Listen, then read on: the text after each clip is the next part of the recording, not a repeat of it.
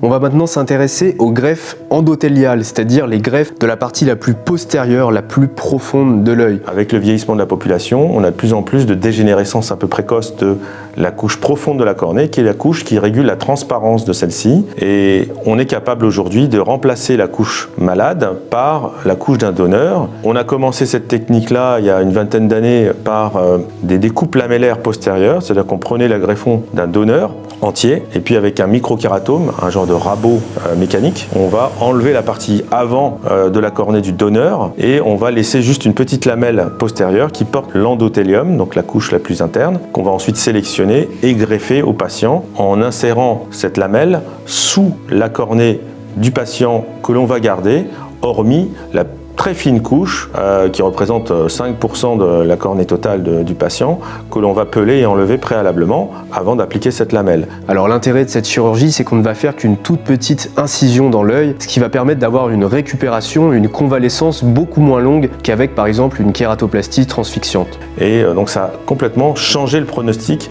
et la qualité de récupération de ces patients-là.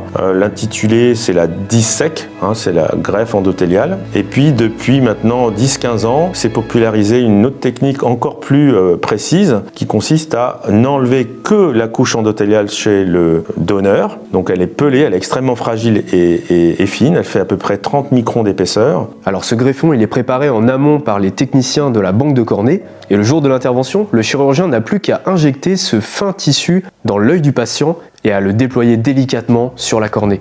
Et petit à petit, si le greffon n'a pas perdu trop de cellules, s'il se réveille correctement, s'il ne se décolle pas, eh bien, on peut obtenir une récupération visuelle très rapide, c'est-à-dire de 2, 3, 4 mois maximum, avec un niveau de récupération très important, encore meilleur qu'avec les greffes lamellaires découpées au microkératome. Bon, j'espère que ces différentes techniques de greffe vous paraissent maintenant un petit peu plus claires. Je vous donne rendez-vous dans la vidéo suivante qui sera consacrée aux lentilles de contact. Allez, je vous dis à très vite.